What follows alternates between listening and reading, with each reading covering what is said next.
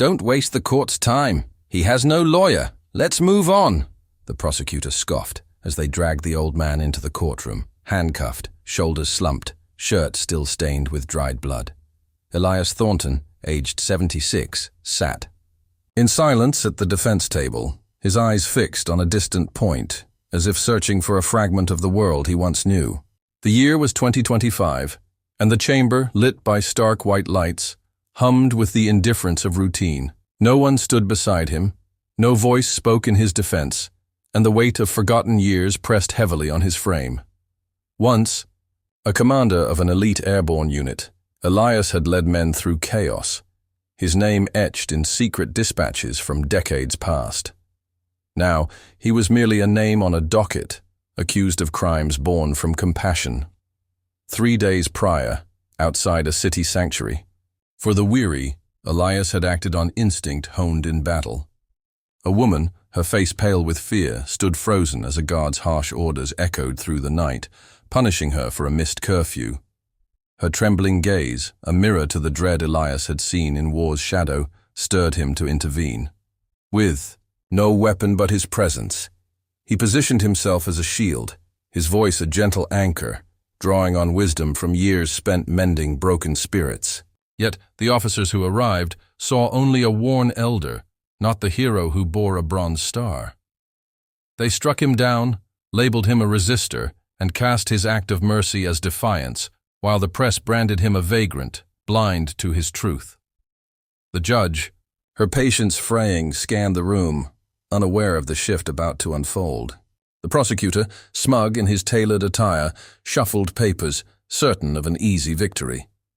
But then, a sharp sound cut through the murmurs, the deliberate stride of polished boots. Colonel Marcus Vaughan, adorned in a uniform aglow with medals, entered with a quiet authority that stilled the crowd. He moved to Elias's side, ignoring the stares, and leaned close, his voice a low vow. "You forged my path, Sergeant Major. I stand with you."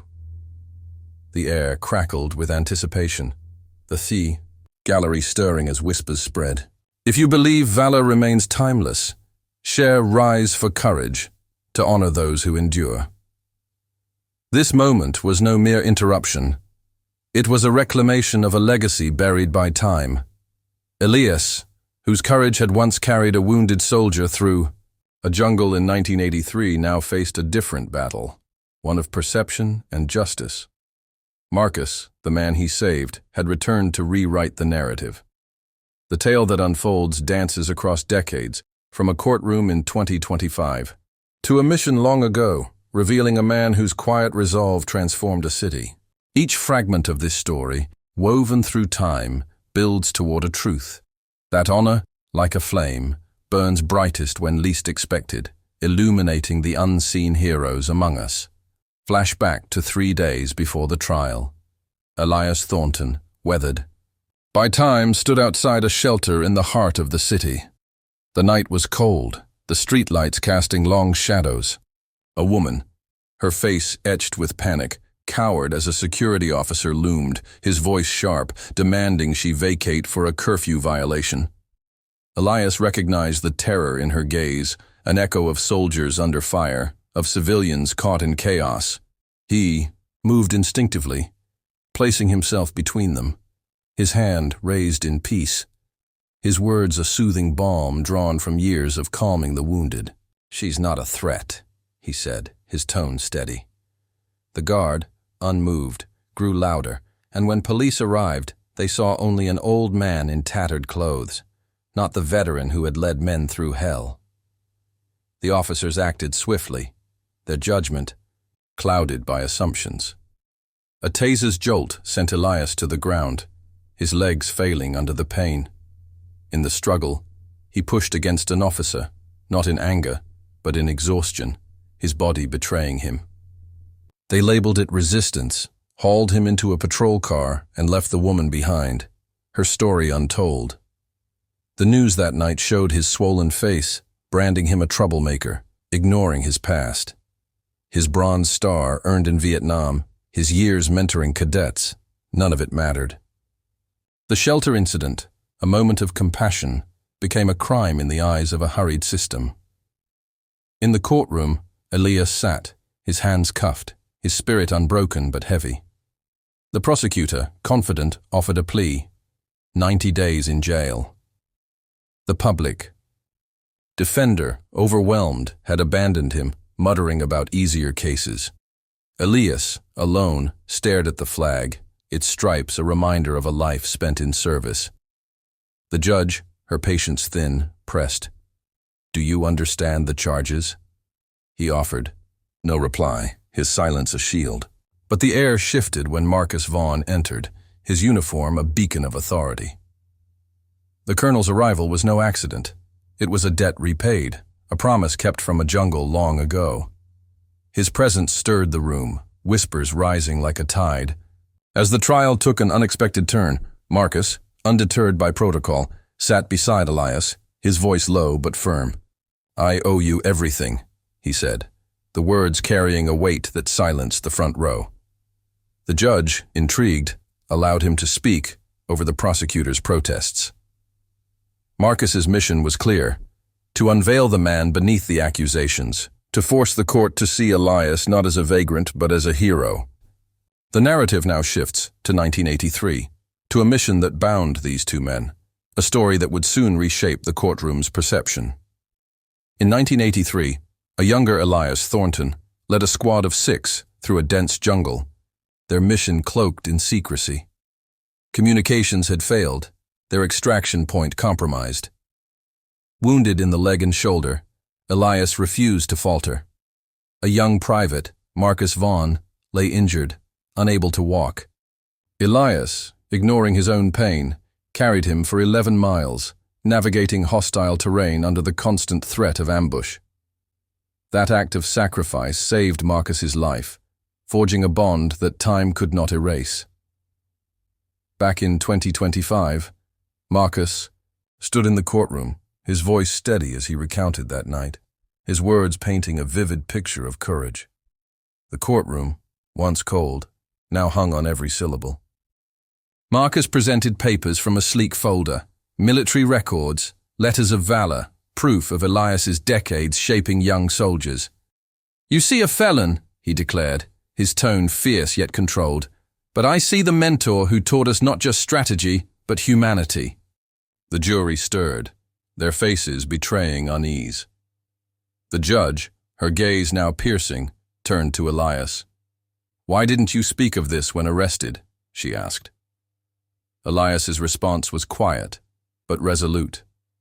"I thought it no longer held meaning." Marcus countered, his voice firm.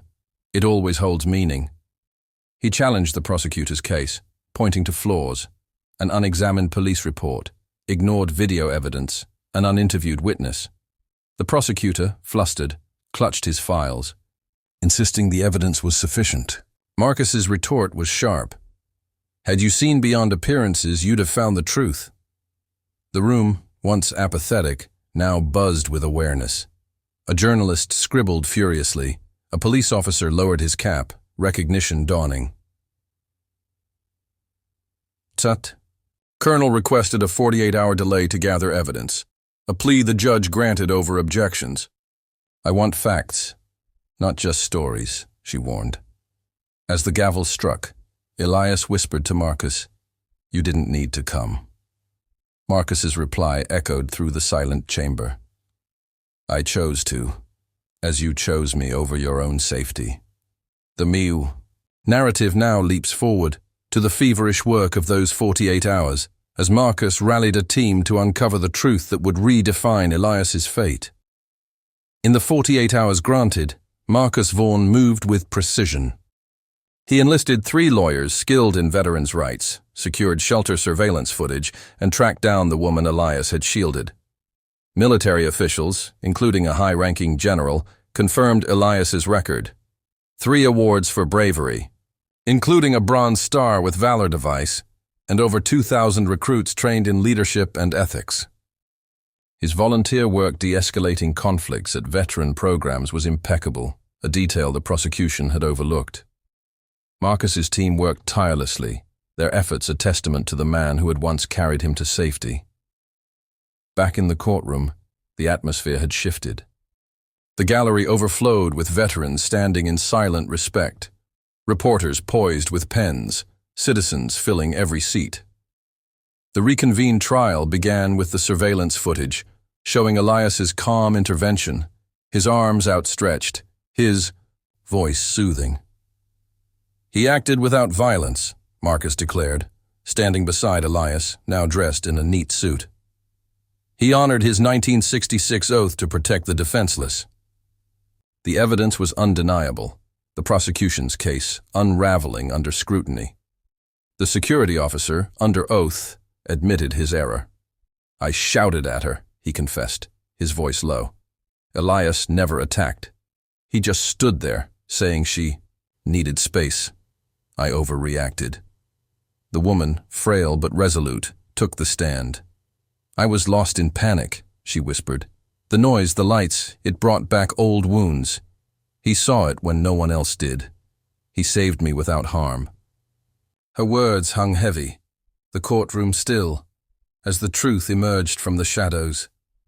The judge, her expression softened, reviewed the documents. She removed her glasses, her voice steady. "The charges are dismissed with finality. Sergeant Major." "Elias Thornton, this court regrets its failure to recognize your worth." Elias, his eyes glistening, murmured, "I'm just grateful to be seen."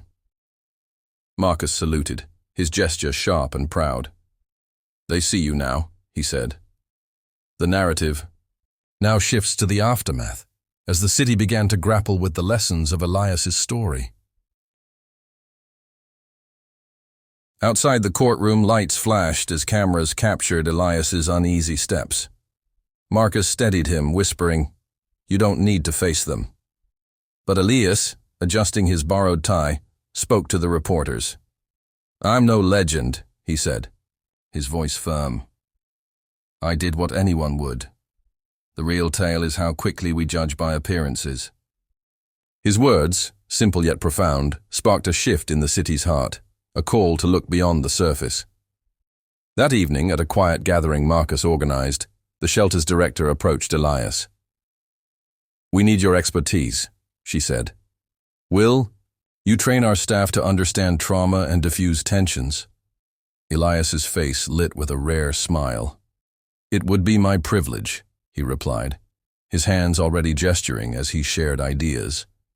A young officer, watching, remarked, "He's still guiding." Marcus nodded.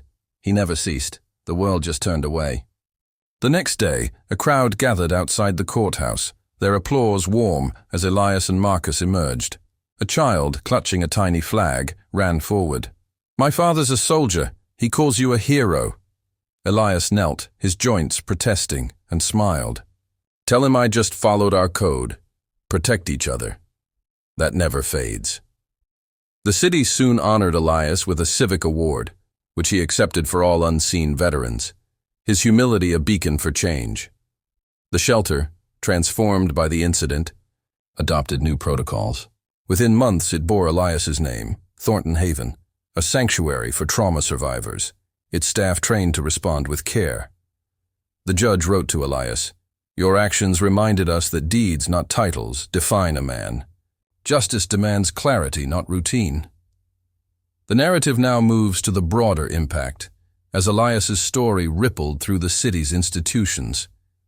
The police, stirred by Elias's ordeal, mandated training on trauma recognition for officers, with Elias helping lead the first session.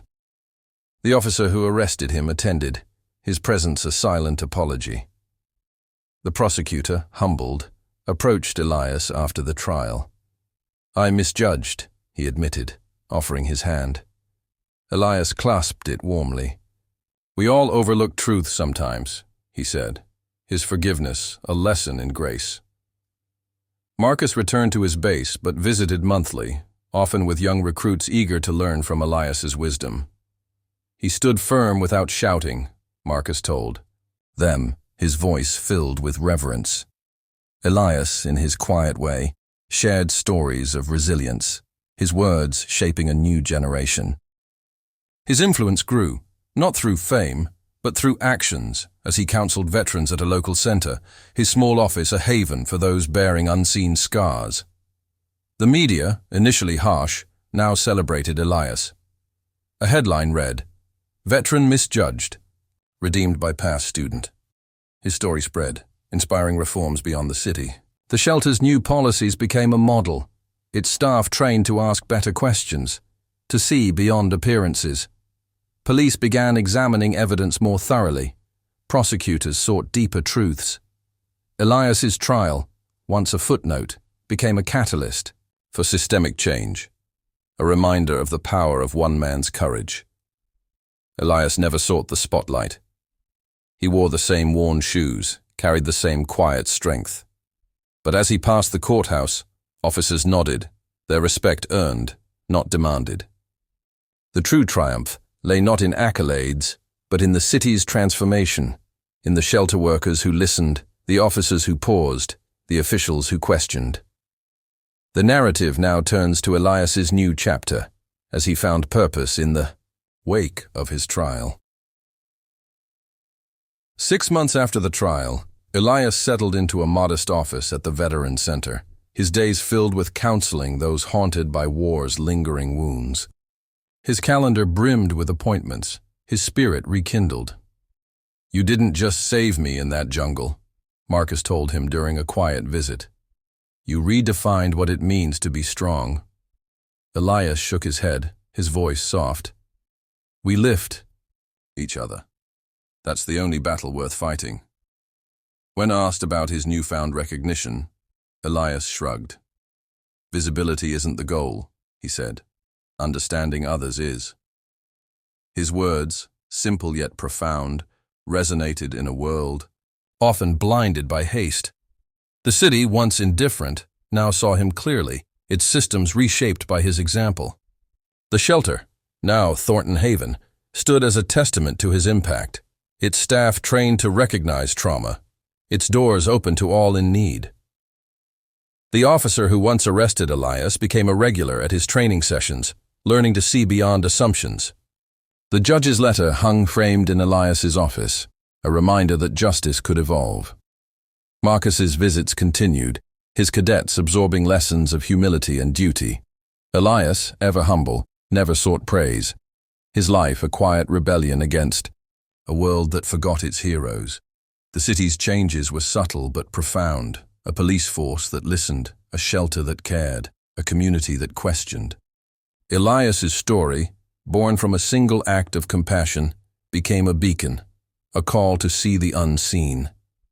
If you believe no act of courage should fade, share honor endures with others. The narrative now closes, reflecting on the legacy of a man who stood tall by standing for others. Elias Thornton's life, once hidden in the margins, became a mirror for a city to confront its flaws. His trial, a fleeting moment in 2025, sparked a quiet revolution, its ripples felt in the shelter renamed in his honor, in the police trained to understand trauma, in the prosecutors who sought truth over victory. His Bronze Star, his 3 commendations, his mentorship of over 2,000 soldiers, these were not the measure of his worth. It was his choice to shield a stranger, to stand without violence, that redefined justice. Marcus Vaughan, forever tied to Elias by a jungle march in 1983, ensured his mentor's story endured. His monthly visits, his cadets' eager ears, kept Elias's lessons alive. The shelter director, the judge, the officer who once misjudged him, all bore the mark of his influence, their actions shaped by a man who asked for nothing but gave everything. Thornton Haven, with its trained staff and open doors, stood as a living monument to his compassion. The child with the flag, the crowd's applause, the civic award, these were fleeting moments, but they reflected a deeper truth. Elias's courage had awakened a city. He never chased glory, never traded his worn boots for fame. Yet, as he walked past the courthouse, officers' nods spoke of respect earned through deeds, not titles. His office, filled with veterans seeking solace, was his true legacy, a space where invisible wounds found healing. Elias's words, Seeing others is what matters became a mantra for a world prone to judgment. His story, shared through headlines and whispered tales, reminded all that heroism lies in quiet acts, in standing for the forgotten. If no soldier's sacrifice should vanish, let honor endures echo in your actions. Elias Thornton, a man who carried a private through a jungle and a city through its blindness, taught us that true strength is found in lifting others, a lesson that outshines any medal, enduring beyond time.